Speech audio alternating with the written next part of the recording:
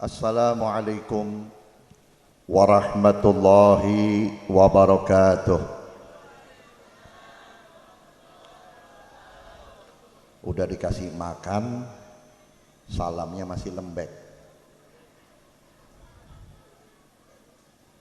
Jawab salam yang kompak. Kalau salam saja tidak kompak, bagaimana nanti kalau perang sama Wahabi? Assalamualaikum warahmatullahi wabarakatuh.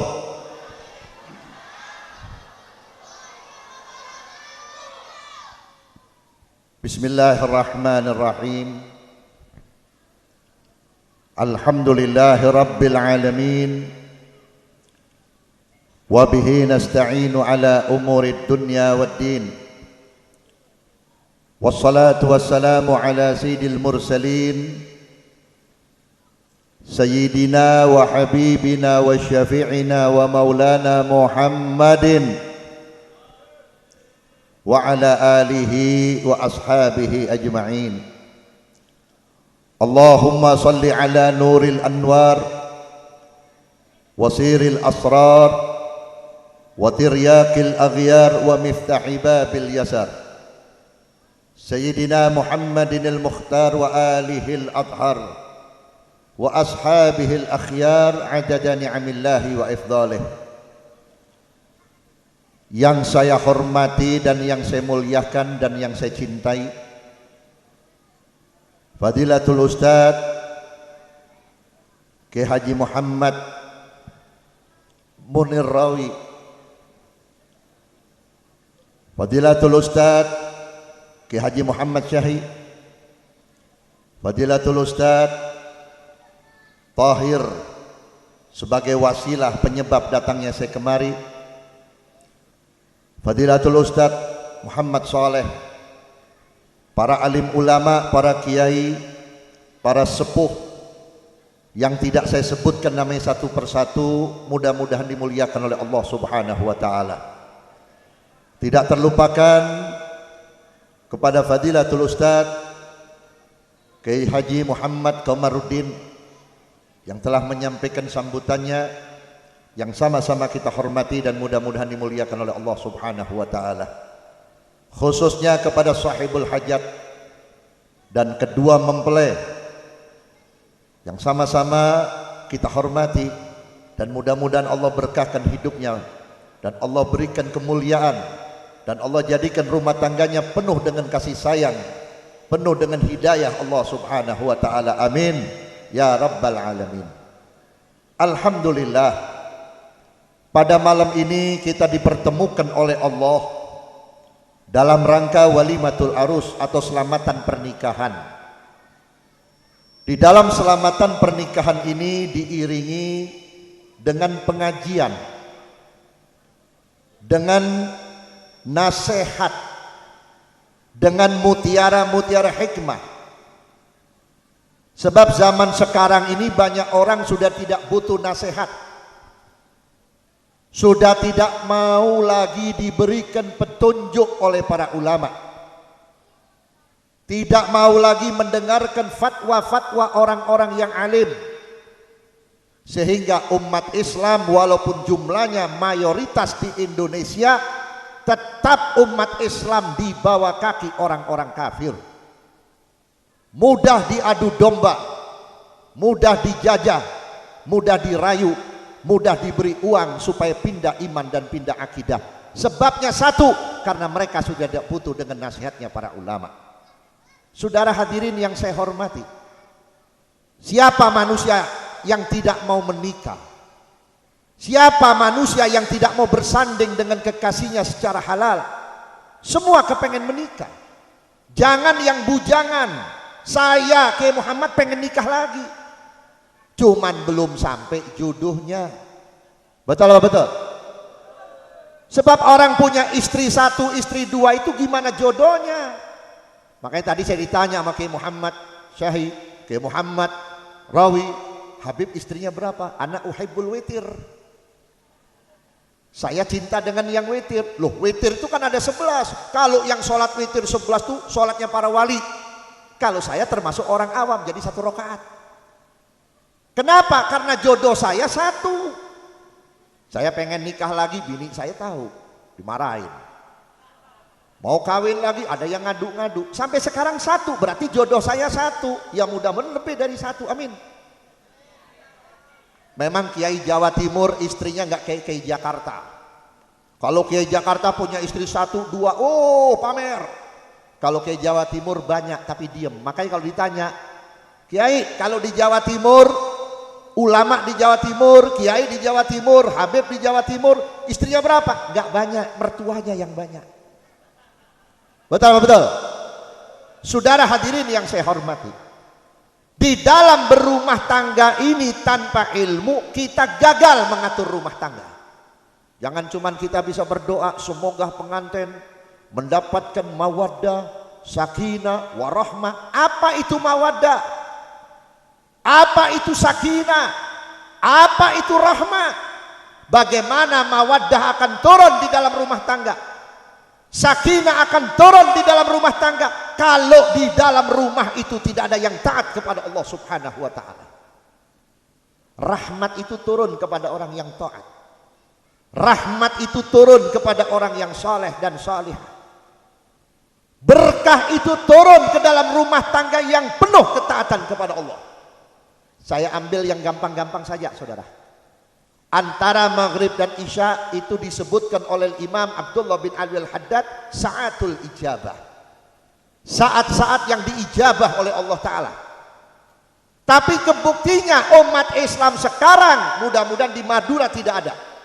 Antara maghrib dan isya tidak ada lagi yang buka Quran, buka TV. Betul? Alhamdulillah Habib, di rumah saya kalau maghrib TV-nya saya matikan. Betul, TV dimatikan, handphone dinyalain.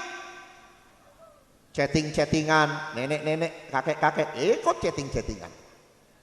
Mana Qurannya? Mana ratibnya? Mana sholat berjamaahnya? Mana sholawatnya? Kalau sudah tidak ada, maka berkah dan sakinah akan keluar dari rumah tangga kita. Saudara hadirin, tiap-tiap rumah itu dijaga oleh malaikat rahmat. Malaikat yang membawa rahmat. Sehingga rahmat yang turun itu berupa bertambahnya rezeki. Anak-anak kita menjadi anak yang soleh dan solihah. Istri kita semakin taat, semakin cinta kepada suami. Suami semakin sayang, semakin cinta kepada istri. Karena ada rahmatnya malaikat. Ini malaikat bisa keluar dari rumah kita kalau di dalam rumah sudah banyak kemungkaran. Nabi Muhammad SAW pernah bertanya kepada sahabat, atadruna min ahlin nar, mau tahukah kamu orang-orang yang menjadi ahli neraka? Pertanyaan Nabi ini menyebabkan para sahabat tidak berani menjawab. Urusannya neraka. Diam, bungkem. Mereka ketakutan dengan pertanyaan Nabi. Akhirnya Nabi sendiri yang menjawab. Ahlun nar salasatun. Ahli neraka itu ada 3. Yang pertama disebut oleh Nabi, alladzi la ya'mur bil ma'ruf wa la yanha 'anil munkar. Orang yang tidak menyerukan kebaikan, tidak memerintahkan kebenaran, dan tidak mencegah kemungkaran, baik di dalam rumah tangga maupun di kalangan masyarakat maupun di kalangan negara. Kalau sudah amar ma'ruf nahi munkarnya kendor, maka dicabut rahmatnya oleh Allah Ta'ala. Orang bertanya, Habib, amar ma'ruf nahi munkar itu kan tugas kiai, tugasnya Habib, tugasnya penceramah. Saya ini petani, saya ini ibu rumah tangga, bukan ustazah, bukan guru ngaji. Bagaimana saya beramar ma'ruf nahi munkar?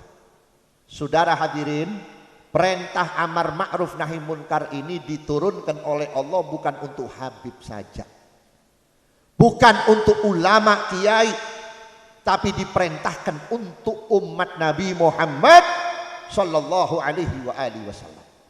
Saudara hadirin, amar ma'ruf nahi munkar untuk rumah tangga dan masyarakat cukup kita gunakan satu ayat dari Allah Subhanahu wa taala. Apa kata Allah? Qu anfusakum wa ahlikum nara. Selamatkan dirimu, keluargamu, anak keturunanmu daripada siksaan api neraka. Sayyidina Abdullah bin Abbas radhiyallahu taala an, beliau menafsirkan ayat ini dengan dua hal. Adibuhum wa faqihuhum. Cara menyelamatkan keluarga, cara menyelamatkan anak dan istri daripada siksaan Allah dengan dua hal. Adibuhum wa faqihuhum. Berikan pelajaran akhlak adab yang baik kepada keluarga kita. Islam ini agama akhlak, saudara. Terlebih-lebih ahlus sunnah wal jamaah memiliki aturan dan adab yang sangat besar di kalangan ulama ahlus sunnah wal jamaah, yang benar-benar ahlus sunnah wal jamaah, yang benar-benar torikohnya torikoh salafun saleh, memajang, menaruh, meletakkan gambar istri di ruang tamu laki-laki pun tidak boleh, saudara. Kenapa? Takut ada tamu yang bukan mahramnya, yang bukan mahramnya melihat foto siapa ini yang cantik. Orang berkata saja kepada istri kita, siapa ini yang cantik? Ini kalau suami tidak cemburu, ini suami termasuk golongan dayus, na'udzubillah. Makanya ulama salafun saleh tidak pernah memajang foto di tempat laki-laki bertamu. Apalagi sampai bikin almanak atau kalender buat pondok pesantren, kiai sama istrinya, kan gak pantas. Kasus Agim, kenapa Agim nikah lagi ibu-ibu ngambek? Sebetulnya ibu-ibu gak ngambek, cuman Allah yang negor lewat ibu-ibu. Dibawa ke Masjid Istiqlal, istri muda bangga cium-ciuman di masjid, walaupun istri yang halal. Untuk di depan umum, ulama ahlus sunnah mengharamkan.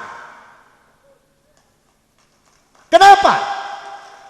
Ini pengantin sudah dinikahkan belum? Halal nggak?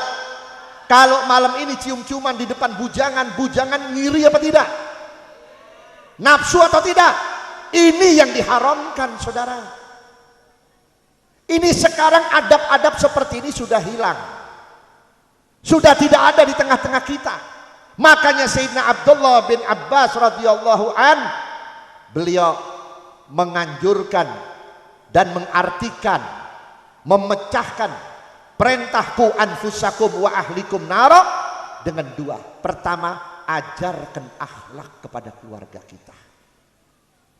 Suami, istri di dalam rumah, di rumah ada kamar, di kamar ada adabnya. Adabnya jima ada. Sekarang adabnya jima dihapus, diganti dengan film-film porno. Na'udzubillah. Supaya kita berhubungan badan dengan istri seperti hubungan badannya orang kafir. Betul apa tidak? Loh beb, itu kan ada ayatnya. Nisa'ukum harthun lakum. Istrimu itu adalah sawahmu, ladangmu, kamu cangkul dari mana? Bukan itu tujuannya, saudara. Bukan itu tujuannya. Jangan mengartikan Quran dengan otak yang ngeres. Lalu maksudnya ayat itu apa, beb? Nisa'ukum harthun lakum. Perempuan-perempuanmu, istri-istrimu. Yang punya istri 2 disebutnya istri-istri.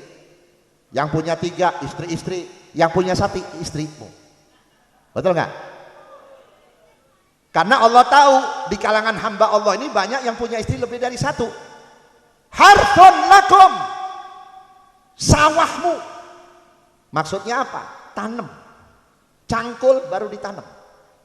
Nyangkul apa, beb? Bukan urusan ranjang. Kalau urusan ranjang nggak perlu diterangin, kucing aja nggak diajarin, beranak melulu. Betul? Ayam nggak diajarin, betelor melulu. Kalau masalah itu sudah Allah kasih, di mana laki dan perempuan berada di tempat tersembunyi, Apalagi sudah mulai seneng, mulai cinta, pasti ada birahi. Kalau belum nikah, yang niup setan. Tapi kalau sudah nikah, yang mengompori, yang membuka nafsu kita adalah rahmatnya Allah. Gak perlu diajari. Jadi jangan ngeres. Maksudnya didiklah, tanamlah istrimu itu dengan adab yang baik, dengan pemahaman agama yang kuat. Nanti dia bakal melahirkan anakmu. Contoh, istri haramkan memakan barang yang haram. Istri haramkan memakan barang yang syubhat. Karena sumbernya anak yang soleh berasal dari ibu. Sekarang kalau ibunya dikasih susu yang halal, dikasih makanan yang halal, nanti kalau dia melahirkan anak, anaknya disusuin. Masuk itu darah, masuk itu jadi daging, jadi darah, jadi tulang, lewat susu ibu dari sumber yang halal. Insya Allah otaknya jadi halal. Insya Allah menjadi anak yang soleh dan soleh. Imam Syafi'i radhiyallahu an, kalau disebut nama ulama teriak spontan radhiyallahu, disebut nama wali radhiyallahu. Insya Allah wali ulama yang dibacakan radhiyallahu an, nanti ridhonya itu wali kembali kepada kita. Kita sebut Syekhuna Khalil radhiyallahu an, disebut nama Nabi Muhammad sallallahu alaihi wasallam, itu spontan, supaya nanti sholawat yang kita sampaikan kepada Nabi, kita lemparkan kepada Nabi, berbalik kepada kita menjadi kemuliaan. Saudara hadirin, Imamuna Syafi'i, kenapa Imam Syafi'i dalam usia 6-7 tahun hafal Quran? Itu ibunya hafal Quran. Kalau nyusuin sebelah kanan 2 juz, sambil nyusuin anaknya baca Qurannya 2 juz. Dipindahin ke susu sebelah kiri 2 juz. Jadi ayat Quran itu mengalir, sirnya Quran mengalir, barakatul Quran mengalir lewat air susu ibu. Coba ibu-ibu kita, betul nggak? Nyusuin anak tak gendong, akhirnya jadi apa? Jadi tak gendong-gendong. Kecil digendong, dewasa dikit gendongin anak perawan orang. Betul apa betul? Kadang-kadang sambil nyusuin nyeritain orang sama tangga, iya begini. Nanti anaknya seneng dengan ghibah, seneng dengan namimah.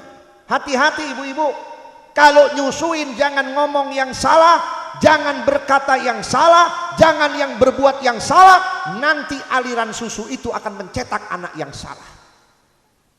Makanya orang-orang dulu anaknya nggak pinter tapi faham,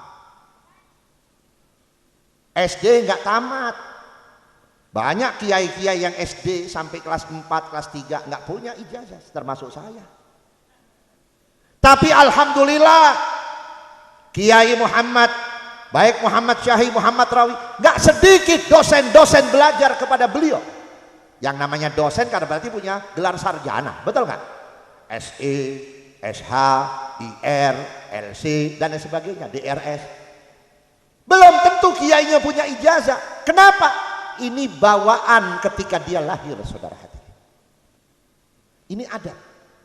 Saudara hadirin yang saya hormati, jadi adab di dalam kamar sampai dijelaskan oleh Nabi. Buka aja kitab Irsyadul Ibad yang gampang-gampang aja. Di situ dijelaskan oleh Rasulullah. Apa yang terjadi di kamar tidak boleh diceritakan di luar, walaupun itu halal. Istri, ibu-ibu, jangan cerita, oh suami saya maco. Luar biasa. Kemarin minum jamu namanya asal jahanam, madu jahanam, kan ada batu jahanam, betul? Antum tahu? Udah nyobain? Saya makan. Wow, laki saya beda. Itu nggak boleh bu, nggak boleh. Kebetulan dapet, ya nasib punya laki loyo. Baru assalamualaikum dapet. Itu nggak boleh. Bahkan sama Rasulullah dikatakan kalau ada istri membuka cerita apa yang terjadi di kamar kepada orang lain, kalau yang ngomong istri berarti dia setan perempuan. Kalau yang ngomong suami berarti dia disebutnya setan laki-laki. Karena ini rahasia. Bahkan Imam Ghazali radhiyallahu taala anhu wa arda, beliau mengatakan apa? Kalau seorang istri dan suami berhubungan badan walaupun tidak ada yang lihat, lampu dimatiin, tapi dengan pakaian yang terbuka tanpa dibungkus dengan selimut, nanti kalau anaknya lahir menjadi anak yang tidak punya malu. Kenapa sekarang banyak perawan nggak punya malu? Kenapa sekarang banyak anak-anak nggak punya malu? Karena bikinnya nggak punya malu. Nah ini saudara hadirin, peradaban rumah tangga kita terkikis oleh peradaban barat, pengaruh TV. Betul betul. Saya masuk wilayah Madura itu dari tahun 80-an. Ketika usia saya masih 20 tahun, saya ceramah bersama almarhum Ki Haji Mujib Ridwan,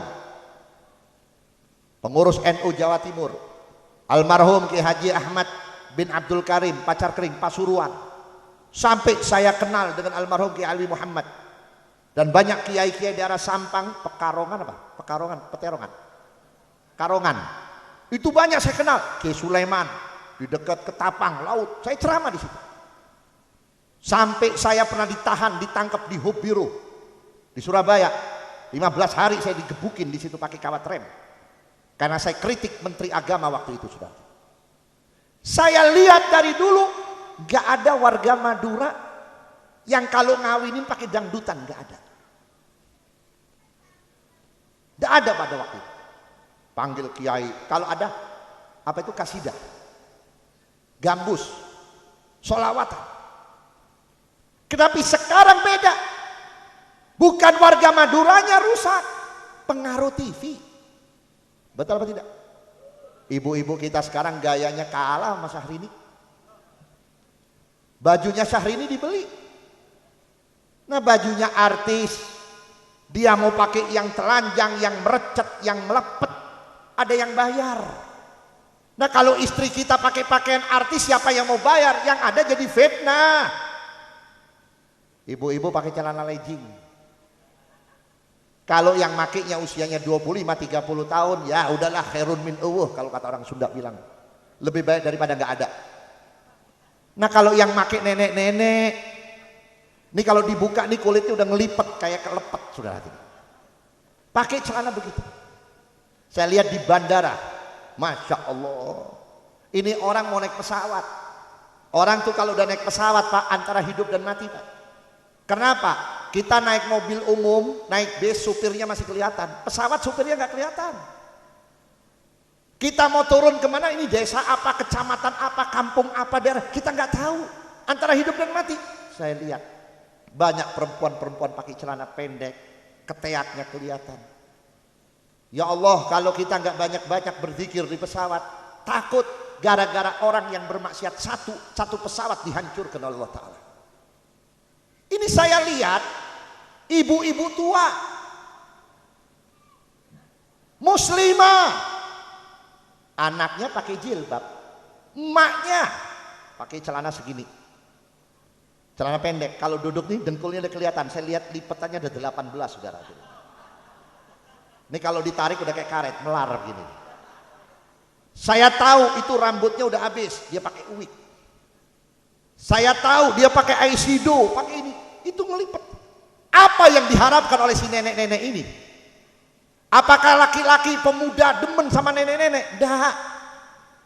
Kalau mau nyari yang muda-muda yang masih banyak dagingnya, yang begini dibuat sop aja udah pahit, saudara hadirin.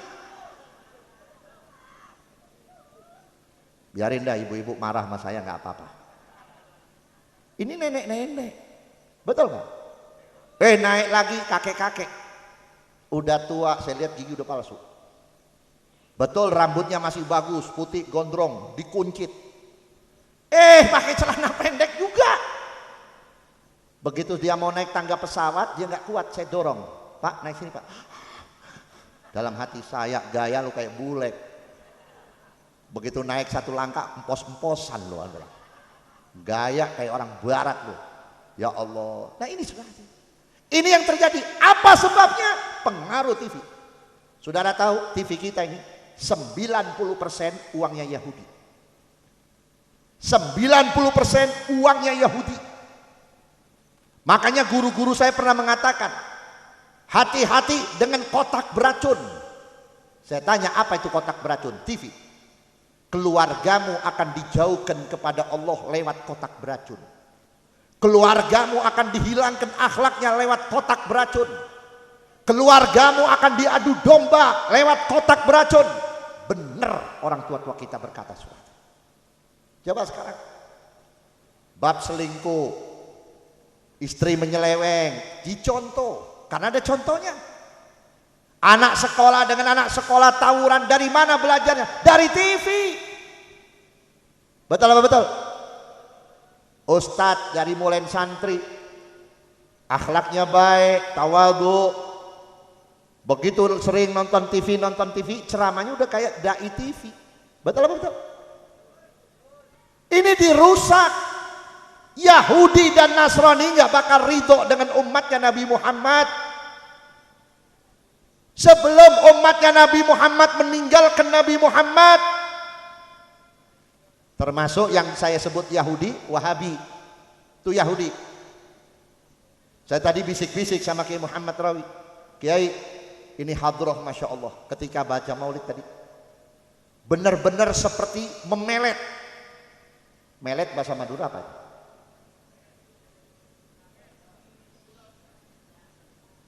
Ayo yang sering pacaran mana nih? Pelet apa bahasa Maduranya? Sotohir.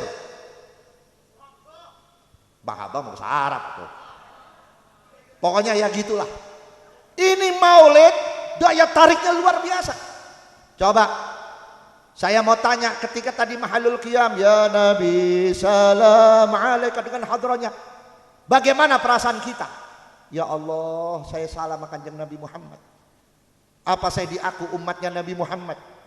Apakah saya masih diberi kesempatan untuk taubat oleh Allah supaya jadi umat Nabi Muhammad, menjadi umat dan marhumah, umat terbaik? Semua orang gerutu. Makanya Wahabi nggak suka, karena Wahabi itu kepanjangan tangan Yahudi. Kalau ada ustadz-ustadz yang berani mengatakan maulid bid'ah, maulid kafir, ini ustadz udah kafir. Selamatkan Madura dari ajaran Wahabi dan Syiah. Selamatkan Madura dari ajaran di luar Ahlus Sunnah wal Jamaah. Kalau perlu kita tulis di kampung-kampung, Anda memasukin kawasan aswaja Ahlus Sunnah wal Jamaah. Setuju nggak? Setiap kelurahan, setiap kecamatan ada tulisan, Anda memasukin kawasan Ahlus Sunnah wal Jamaah. Jadi orang Wahabi nggak berani masuk, kalau masuk ketahuan Pak. Sekarang ini kita dihancurkan lewat akidah. Belum lagi yang satu akidah Ahlus Sunnah wal Jamaah diadu domba. Cuman gara-gara berkatnya beda, beseknya beda, berantem tuh Ustadz. Betul? Kalau diundang sama orang miskin, susah datangnya. Kalau yang mati orang kaya, rajin datangnya. Tahlilnya juga beda. Kalau yang miskin, yang meninggal, Masya Allah, mudah-mudahan di Madura tidak seperti ini. Saudara tahu, tahlilnya 3 kali kulhu. Kalau Yasin juga dibaca kagak. Bismillahirrahmanirrahim. Yasin. Kenapa dia tahu? Gak usah panjang-panjang, berkatnya segini. Betul gak? Begitu ada kiai, ada ustadz datang dikasih besek, saya mah kiai di sini, kenapa yang lain dikasih? Ini rezeki min Allah. Betul apa tidak? Di antara kita aja udah dibelah. NU sampai ada istilah NU garis lurus. Ada NU Gus Dur, ada NU Hasyim Muzadi, ada NU Said Agil Sirot. Saya katakan NU tidak ada NU Gus Dur, tidak ada NU-nya Hasyim Muzadi, tidak ada NU-nya siapa tuh? Said Agil Sirot. Yang ada NU Ahlus Sunnah wal Jamaah, NU-nya Hasyim Asy'ari. Titik. Saudara mau berpolitik, silakan berpolitik, jangan bawa NU. Betul apa tidak? Saudara mau dukung Ahok, hak haknya antum masuk neraka bareng sama Ahok. Tapi jangan bawa-bawa NU, saudara-saudara hadirin. Sekarang pakai lagop NU, lambang NU, berdiri sama Haritanu, Cina kafir. Ini misionaris Kristen. Dan saudara tahu itu Ahok sudah direncanakan oleh Dewan Gereja untuk menjadi presiden yang akan datang. Umat Islam tidak pernah membedakan ras. Mau Arab, mau Cina, mau Madura, kalau sudah mengucapkan kalimat La ilaha illallah Muhammadur Rasulullah, itu umatnya Nabi Muhammad. Seandainya kata Ahok Islam, Ahlus Sunnah wal Jamaah mau jadi gubernur, orang gak bakal ribut. Betul apa tidak? Karena Ahok ini bukan Cinanya, tapi Kristennya, kerusakan pemikirannya, dan dia ada rencana ingin menghabisi Indonesia. Saudara nggak tahu kita punya ekonomi udah dijajah.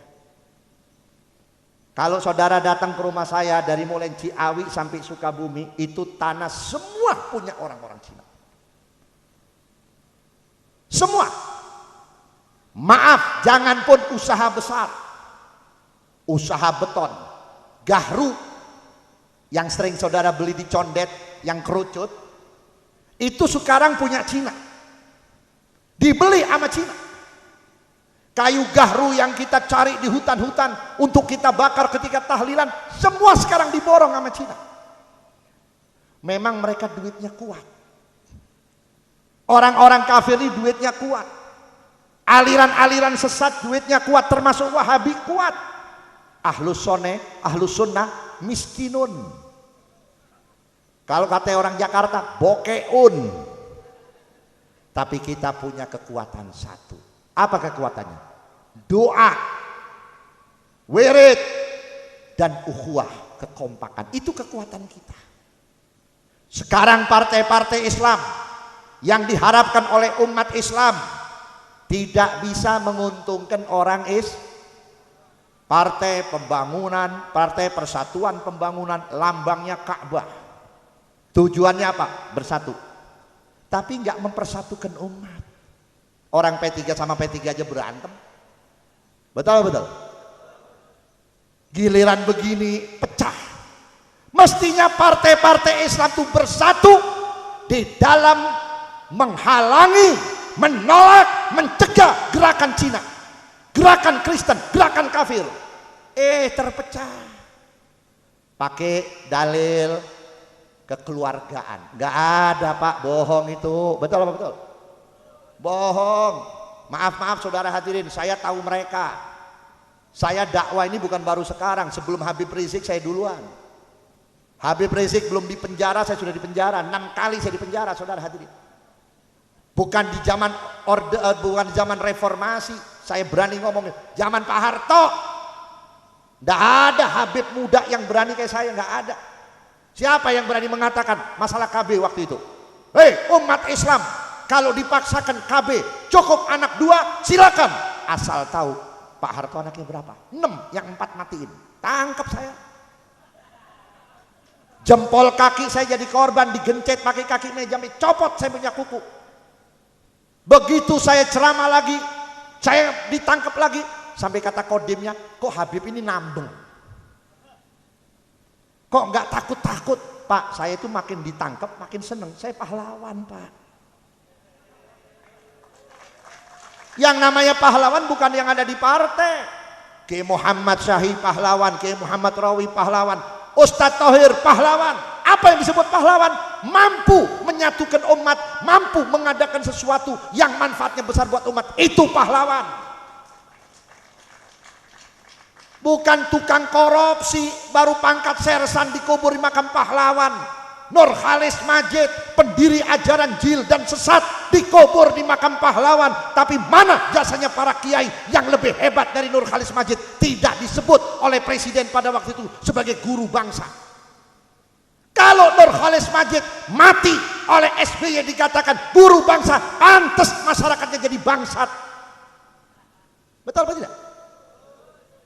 Jil, Tuhan sama Allah disamain, nggak apa-apa. Ustadz ke gereja nggak apa-apa.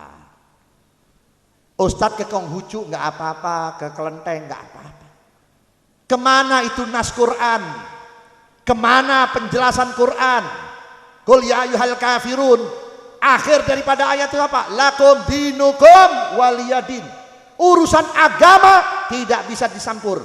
Toleransi bukan urusan akidah. Toleransi bukan urusan peribadatan kepada Allah antara Tuhan Allah dengan Tuhan yang lain. Tapi toleransi dalam kemasyarakatan itu diperbolehkan. Saya baik sama pendeta, pendeta baik sama saya. Terus saya ngomong, Pak, nanti kita tuker ya Pak ya.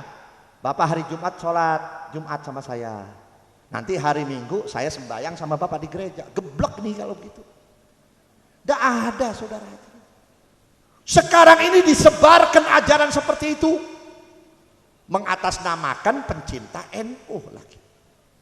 Sampai ada kiai NU ngelarang orang pakai jenggot. Itu yang pakai jenggot madhab kambing. Berarti Nabi Muhammad kambing, betul? Betul apa betul? Pantes tidak seorang tokoh ahlus sunnah wal jamaah berani mengatakan begitu? Ini di otaknya si siapa itu? Agil Sirot ini ada kecoaknya, saudara hadirin. Ini ada kecoaknya ini. Ini bukan orang yang berjuang di NU. Dia jualan NU supaya dapat duit. Ki Hasyim Asy'ari pakai jenggot, begitu dia ngeluarin fatwa, dicoret, dihapus, diedit. Saudara, saya katakan berkali-kali di Jakarta, jenggot ini bukan punya Arab.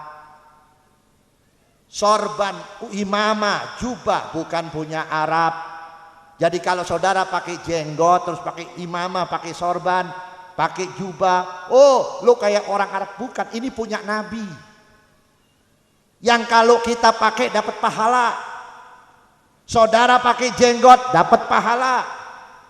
Saudara nggak pakai jenggot, jangan ngomongin jenggot, lebih-lebih dilaknat sama Allah. Saudara mau pakai jubah of tidak, terserah. Kalau ada saudara kita yang mau pakai jubah, pakai sorban, dia jalanin ajaran Nabi, memakai sunnah Nabi. Tapi ingat, pakai jubah bukan pengen dihormati orang. Jadi kalau udah pakai sorban, pakai jubah, diundang orang nggak ada yang cium tangan, kurang ajar loh. Lo nggak tahu gue udah pakai jubah nih, gue ini Habib gue kiai. Jangan, kalau gitu riya. Satu kali riak 70 tahun amal kita angus, saudara hadirin. Ini saya ceramah pakai jubah ini udah nggak pernah. Hari ini saya pakai jubah karena apa? Karena saya tahu Madura ini dingin kadang-kadang. Ya, saya di rumah nggak punya jas. Jas ada, udah kekecilan, jas bekas kawin dulu. Saya kan kiai kampung, kemana-mana pakai serebet, pakai sarung. Betul nggak? Nggak model-model saya. Saya punya jas, cuman kekecilan, saya pakai jubah. Barangkali buat ngangetin badan. Bukan berarti saya sering pakai jubah. Tanya Ustadz Thohir, saya nggak pernah ceramah pakai jubah. Seringkali orang undang saya ceramah. Begitu saya datang, panitia nggak kenal, yang lainnya nggak kenal. Yang undang tahu, yang datang ke rumah tahu, yang lain nggak tahu. Mana sih Habib Fahmi? Nggak ada yang tahu. Begitu ceramah, oh ini orangnya. Kok beda sama Habib yang lain? Kok Habib pakainya lecek? Kok sarungnya sarung belet? Ya nggak apa-apa buat saya. Saya nggak mau dikenal orang karena casing.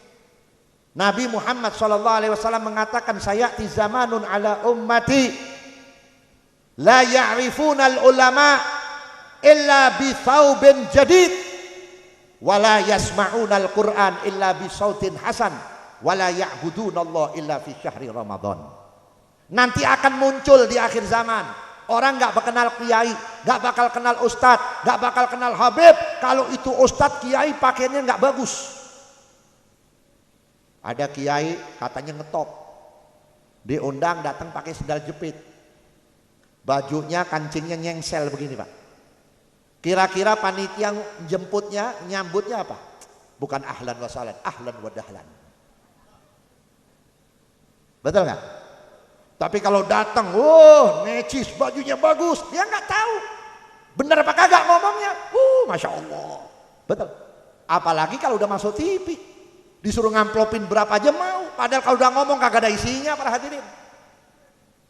Badut, ngobrol, lucu-lucuan. Apalagi satu jamaah.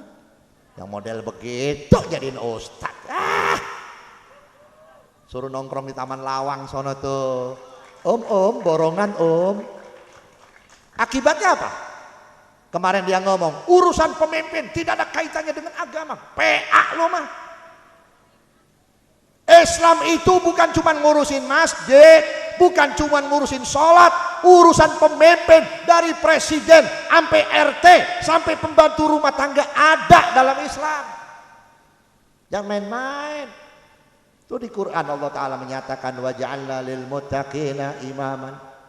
Sampai dipakai sebagai doa, ya Allah jadikan pemimpin-pemimpin kami orang yang bertakwa, pemimpin agama ulama, pemimpin masyarakat presiden, gubernur, bupati, wali kota, camat, lurah, RW, RT, sampai kepala hansip.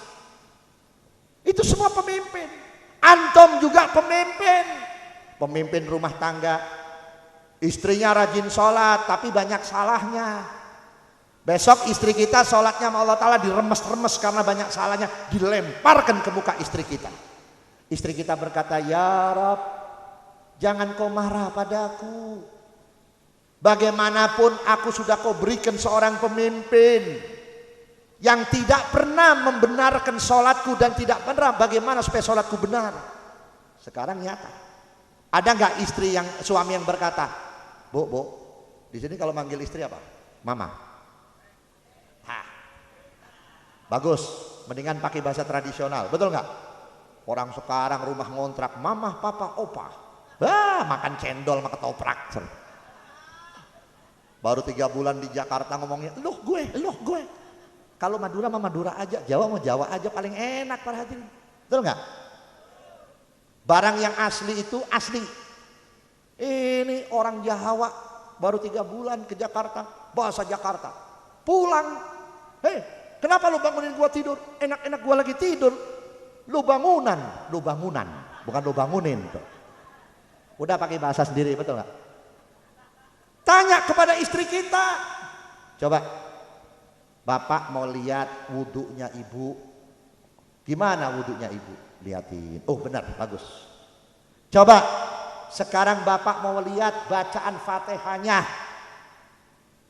Oh Fatihahnya kurang rapi. Makhrajnya kurang benar. Coba benar. Sebab Fatihah ini yang menentukan sholat kita diterima of tidak. Betul apa tidak?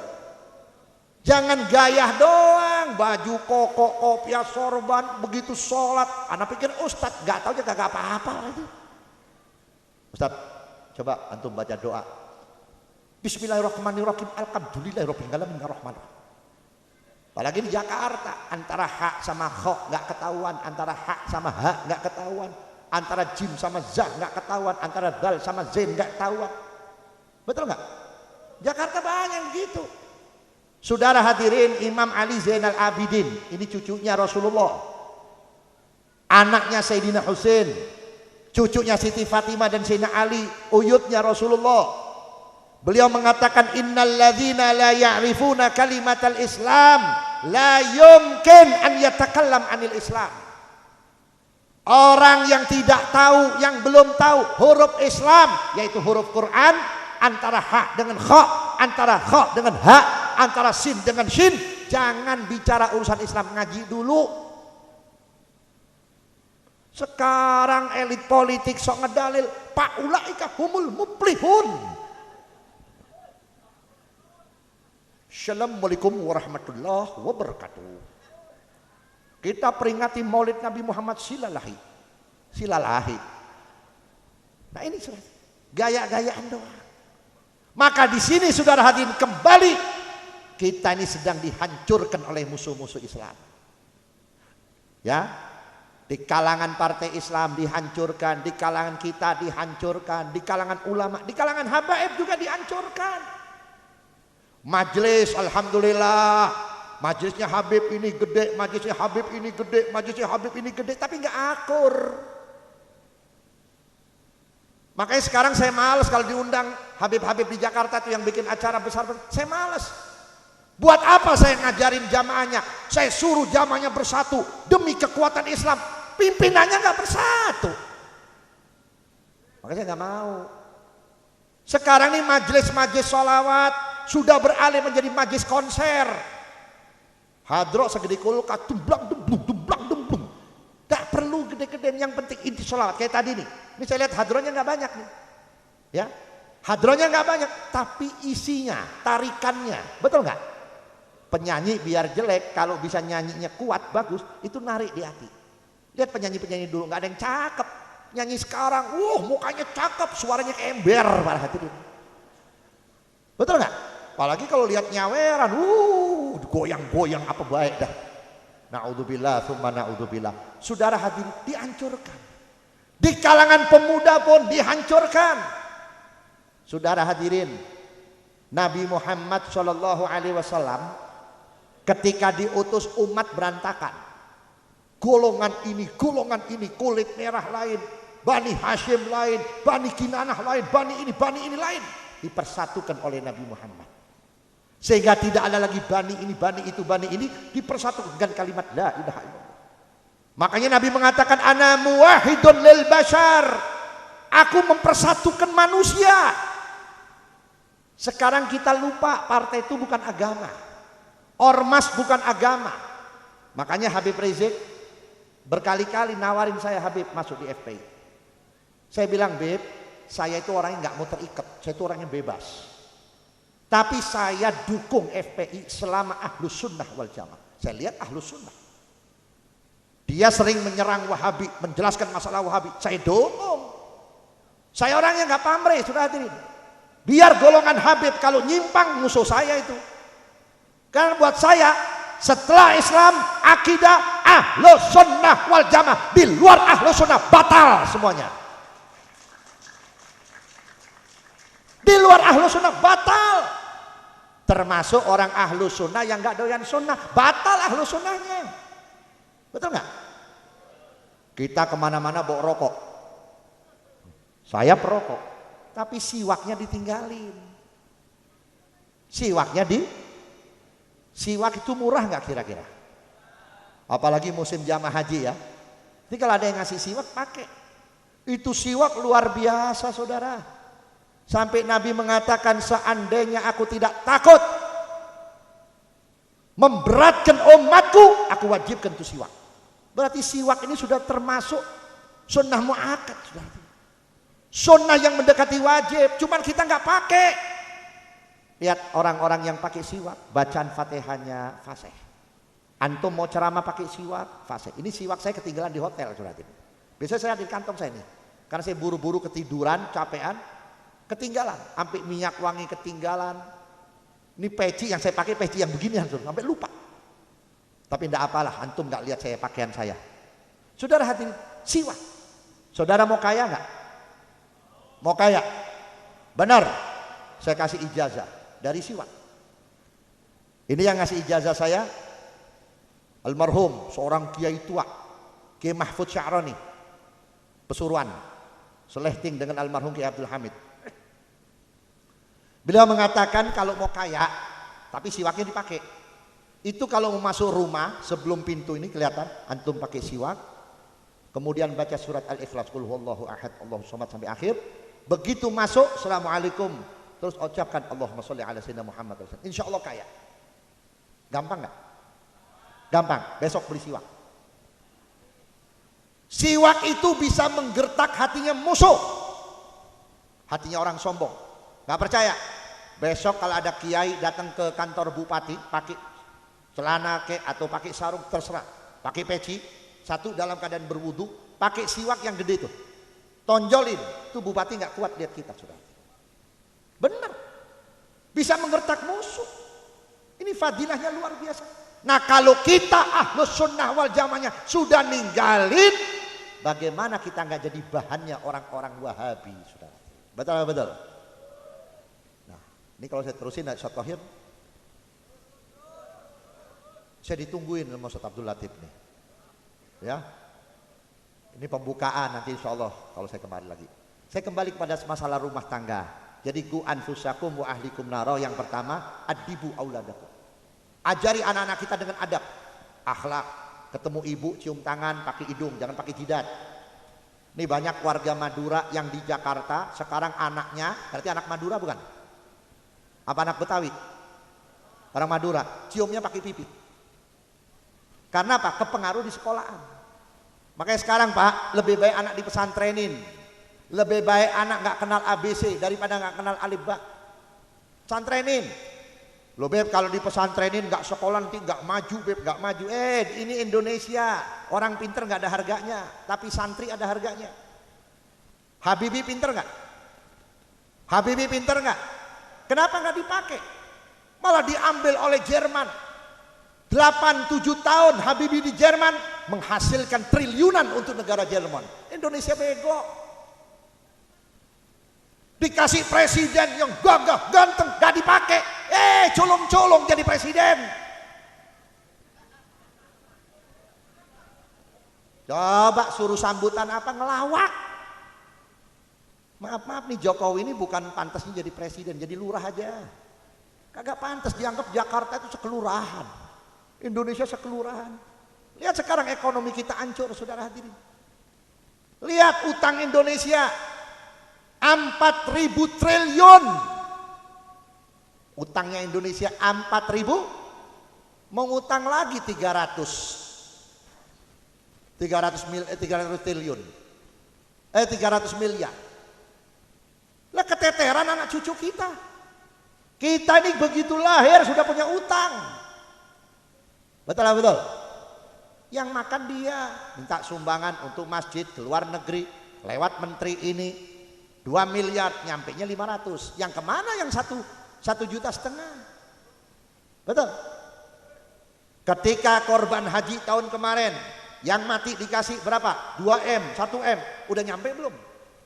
Tanyain, kemana fulusnya? Dilebok sama mereka. Pergi haji di Odot Molor, ada yang 12 tahun, 10 tahun. Di Malaysia langsung berangkat. Di Brunei langsung berangkat. Di India yang lebih banyak zamannya langsung berangkat. Kenapa di Indonesia diputer-puter sampai 10 tahun? Duitnya diputer jadi bunga. Bunganya buat berangkatin antum. Makanya Pak, kalau bawa lang jumroh, nih ngelempar jumroh nih. Ngelempar apa itu? Setan. Sekarang setan udah pindah di Departemen Agama, lemparin tuh. Maaf saudara hadirin. Ini agama. Saudara hadirin yang saya hormati, maka di sini kembali kepada hitohnya Nabi Muhammad SAW. Ahlus sunnah wal jamaah, dan jadikan rumah tangga ini adalah madrasah buat anak keturunan kita. Betul?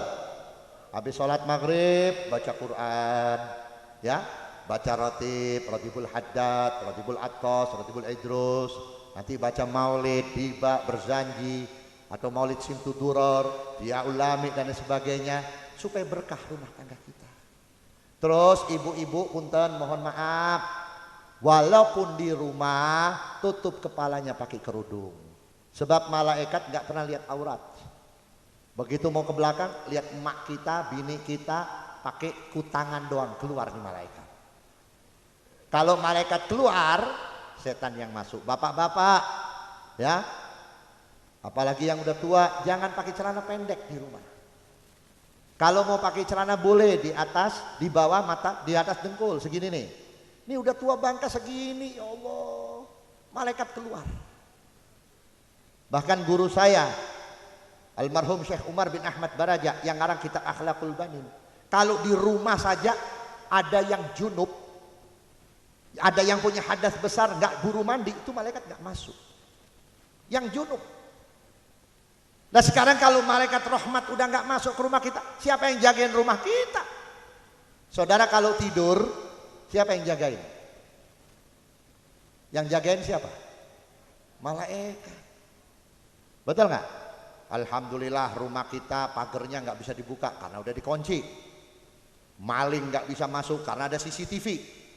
Tapi siapa yang menjaga lubang hidung, lubang mulut, lubang kuping, lubang kemaluan dari binatang?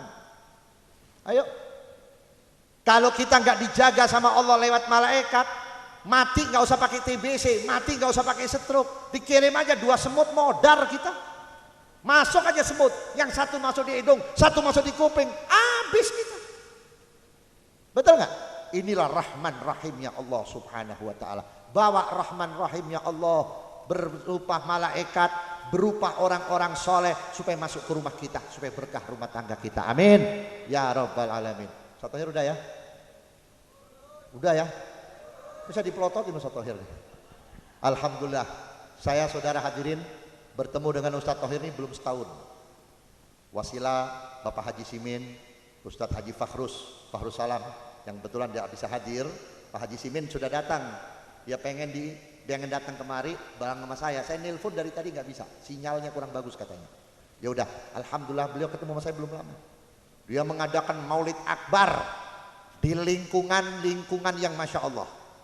Siapa yang nggak tahu tanah tinggi? Hah? Setan gedenya di situ, Pak. Hebat itu tanah tinggi. Narkoba ada, perkelahian ada, tapi Ustadz Thohir bisa mengadakan Maulidul Rasul Isra wal Mi'raj di tempat itu, alhamdulillah. Makanya saya doakan Ustadz Thohir mudah-mudahan panjang umur afiah. Ya, beliau ini dicintai oleh ulama, termasuk Kiai Haji Muhammad, baik Kiai Muhammad Rawi, Muhammad, saya cinta kepada beliau. Ini kalau nggak cinta nggak bakal datang. Ini siang hubungin semua Ustadz Thohir ini, betul nggak? Ini alhamdulillah kita doakan mudah-mudahan beliau dipanjangkan umur afiah, dan banyak pemuda-pemuda Madura yang bisa niru. Sebab orang Madura ini Pak, bodohnya juga santri, betul nggak? Bodohnya aja bisa baca kitab, cuman belum dapat taufik aja. Kalau udah dagang besi tua aja kayak dikit udah nggak buka kitab, buka bon, betul nggak? Tapi akhirnya tetap kembali ke agama. Inilah hebatnya Madura. Makanya orang Madura tinggal di mana nggak pernah apes. Satu, mahabbatur Rasul, cinta kepada Rasulullah. Kedua, taat kepada guru. Gurunya pesan, kamu kalau ke Jakarta jangan tidak ziarah ke makam Habib Husin Keramat Luar Batang. Insya Allah barokah. Diturutin. Disuruh sama gurunya 40 malam Jumat, diturutin. Makanya orang Madura di luar, di Jakarta, di Bogor, di mana-mana nggak ada yang apes. Biar dagangannya kelihatan jual sate, jual makanan, tapi barokah. Itulah keberkahan Pak yang kita cari, bukan banyak, betul nggak? Punya duit 10 miliar nggak berkah, habis di kantor polisi. Gara-gara buat nebus anaknya kena narkoba, habis. Punya uang 10 miliar nggak barokah, habis di rumah sakit. Sakit kutil disebutnya tumor, habis. Tapi kalau barokah, jumlahnya nggak banyak, tapi cukup. Cukup. Uang kita 100 juta. Si Anu 10 miliar. Yang 100 juta nggak pernah sakit, sehat terus. Ya paling sakit pilek biasa. Masuk angin biasa karena capek. Badan ini kan kayak kendaraan, kalau mesinnya sering dipakai, kurang air putih, kurang istirahat, sakit. Tapi yang 10 miliar penyakitnya macam-macam. Di kepala darah tinggi, di dada nyesek, di kaki asam urat. Disuruh makan apa saja udah nggak bisa. Makan daging nggak bisa, makan buah-buahan nggak bisa, makan sayuran nggak bisa. Makannya cuma nasi putih sama kentang. Tiap hari harus cuci darah. Pilih yang mana kira-kira? 10 miliar pas 100 juta. Benar? Itu nilai berkah. Bukan yang banyak itu berkah, bukan yang sedikit nggak ada berkahnya. Ada orang dikasih kekayaan, tapi nggak bisa tidur nyenyak seperti kita. Nggak bisa makan seperti kita, alhamdulillah kita disuguhin semur daging tadi kemakan, dikasih udang yang digoreng bisa makan. Orang kaya, maaf Haji, aduh maaf ya, saya kolesterol. Pak Haji daging, maaf ya, saya darah tinggi. Saya kasih nih lalap-lalapan, maaf Pak, saya kena asam urat. Saya bilang, lebok tuh kulitnya jeruk tuh, bilang, makan tuh kulitnya jeruk, nggak bisa Pak, duitnya miliaran. Nah ini sudah hati kita, mudah-mudahan merantau kemana saja tetap ambil keberkahan. Ya, mau tahu orang Madura berkah?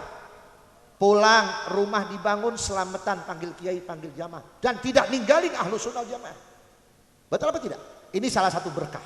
Makanya pertahankan keberkahan kita ini bagaimanapun dapat berkahnya. Doa karomah Syekhuna Khalil radhiyallahu. Mudah-mudahan kita mendapat berkah beliau, khususnya sahibul hajat, ya kebetulan pengantin laki atau pengantin perempuan ini masih keluarga dari jamaah saya yang ada di Bogor, yang asli orang kampung sini tapi tinggal di Bogor, yaitu Ustadz Badrus Salam, ya sama Ustadz Abdul Latif. Alhamdulillah nyambung jadinya, ya alhamdulillah Ustadz Thohir nyambung sama saya, dan semua ini insya Allah pertemuan kita membawa manfaat. Saya dengar nama Kiai Haji Muhammad Rawi ini sudah dengar sebelum saya kenal Ustadz Thohir. Beliau ini minas salihin dan insya Allah min jumlatil aulia, insya Allah hadirin. Kita minta berkah dan doanya ya, minta karamahnya, minta kesolehannya supaya kita didoakan oleh beliau. Yang penting kita selamat hidup dunia, betul nggak? Punya duit kalau nggak selamat, punya mobil mewah masuk jurang, mendingan punya motor nggak pernah nabrak, betul? Punya istri cantik kayak Syahrini tapi nggak bisa dipakai, ngambek melulu, selamat nggak? Selamat nggak? Mendingan punya istri janda, cakep, kaya, tapi nurut. Nggak apa-apa, second juga nggak apa-apa, yang penting cakep, nurut. Ya, ya. Ibu-ibu ngambek, jangan dong Bib, jangan dong Bib. Insya Allah saya doakan suami ibu, istrinya satu, amin. Ya Bu ya, Bu, boleh suaminya kawin lagi Bu? Boleh, alhamdulillah, masya Allah. Makanya saya bilang mas Satohir, orang sekarang kenapa nggak pernah pakai kumis? Iya Beb, di Jakarta banyak kumis segede pisang Ambon, ama bini takut. Iya mah, iya mah. Banyak nggak yang begitu? Kumis gede, nongkrong di pasar induk pakai gelang bahar. Istrinya kecil, Pak gimana itu urusan kompor belum dibeli? Iya mah, ntar sore dikirim mah. Ya. Kumis segede pisang sama bini takut. Kalau orang yang takut kepada istri dan ikut pengaruh kejelekan istri seperti Abu Lahab.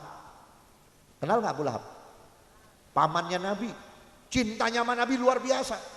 Begitu Nabi diutus jadi Rasul, Abu Lahab kepengen menjadi umatnya Nabi Muhammad. Dilarang sama istrinya, jangan, dia sama orang susah, ente pembesar. Lama-kelamaan digosok beralih menjadi benci kepada Nabi, sampai dia caci maki Nabi Muhammad, sampai turun surat itu ya, tabat yada Abi Lahab. Di tengah-tengahnya apa? Wamra'atuhu hammalatal hatab. Sudah suaminya masuk neraka si Abu Lahab, istrinya bawa kayu bakar ngebakarin. Jadi kalau suami menuruti kejelekan yang dibawa oleh istri, maka nanti suaminya sudah masuk neraka dibakar-bakarin sama istrinya. Bapak jangan melarang saya pakai wig, jangan melarang saya bawa mobil sendiri, jangan melarang saya bergaul dengan ibu-ibu yang lain. Pokoknya bapak di rumah, mama siapin makan, mama kasih tiap malam, badan yang mana yang bapak mau, tapi jangan melarang saya. Kalau suami oke, masuk nerakanya bareng-bareng. Tuh, betul nggak? Berat awewe, berat perempuan itu saudara hadirin, bisa menjerumuskan kita. Ya itu yang saya katakan tadi, kalau istri kita nanti dihisap di akhirat, dia bakal nuding, ini suamiku ya Allah, dia nggak pernah ngajarin saya ya Allah, dia nggak pernah bimbing saya ya Allah. Nah, lalu suaminya berkata, saya udah didik ya Allah, tapi dia nggak nurut ya Allah. Kata suami istrinya apa? Bagaimana saya mau nurut ya Allah? Belum nikah saya udah dikobel-kobel. Mana martabatnya suami ini ya Allah? Tuh. Makanya kalau belum nikah jangan macem-macem. Jangan macem-macem. Ketemu sih ketemu aja. Betul nggak? Ini mentang-mentang pulang dari Jakarta bawa duit, pakai celana jeans, pakai dompet rantai. Wah, rambut udah mulai dimerah-merahin. Belanda diusir, kita jadi Belanda. Ayo gemon, wah ngomongin gemon, padahal apa makan bakso, betul nggak? Udah gitu naik motor, sekarang motor kan nungging gini pak, gini nih, kayak tokek sama tokek tuh, tokek kali. Ini sekarang terjadi. Mana ibunya, mana bapaknya? Sakitin, diam. Apalagi kalau dibawain martabak, bawain sate, alhamdulillah. Besok kemari lagi, tuh si Neng bawa. Dayus, na'udzubillah min dzalik. Pacaran boleh. Nawaitu ta'aruf untuk pengenalan. Tapi batas-batasnya jam 9, setengah 10 pulang. Ya Beb kalau gitu mah tekor atuh Beb. Udah bawain rokok buat bapaknya, bawain martabak buat emaknya. Anaknya nggak bisa diambil apa-apanya Beb. Lah kalau mau dijadiin istri yang salihah, jangan diapa-apain. Karena ini calon daripada ibu anak-anak kita. Nanti kalau sudah jadi istri kita, terus dikaruniai anak laki atau perempuan, dia masih bersih. Masa istri kita, masa anak kita keluar dari perut ibu yang sudah kotor? Masa? Sayang anak tapi keluarnya dari perut ibu yang sudah kotor, sudah dipakai sebelum akad nikah. Na'udzubillah tsumma na'udzubillah. Ini Nabi mengatakan tidak diterima wajib dan sunnahnya orang tersebut. Kalau ada seorang bapak atau kepala rumah tangga yang membiarkan laki-laki yang bukan mahramnya atau bukan muhrimnya masuk ke rumah kita nemuin anak-anak perempuan kita. Ini akidah, i'tiqad kita Ahlus Sunnah Jamaah tidak membolehkan. Makanya orang Ahlus Sunnah mengajarkan, memberi contoh nikah. Pengantin perempuan disimpan, pengantin laki masuk untuk dinikahkan. Begitu qabiltu, saya terima nikahnya, wa taswijaha wa nikah bil mahril madhkur, baru ijab qabulnya selesai, baru ketemu sama istri. Jangan gaya-gaya artis-artisan, belum diijab qabul, belum dikerudungin bareng. Saksinya perempuan. Perempuan gak ada hak untuk jadi saksi. Betul gak? Ibu-ibu ikut masuk ke masjid dalam keadaan haid. Wow. Apalagi saksinya bahlul juga. Dia nggak tahu getaran lidahnya antara si pengantin dengan si wali. Sah. Saudara kalau mau tahu, dalam pendapatnya Imam Malik radhiyallahu an, orang yang tarikus sholat tidak bisa jadi wali, tidak bisa jadi saksi. Saudara, orang yang suka mabok belum tobat nggak bisa jadi saksi. Sekarang ini yang saksinya asal sah. Betul nggak?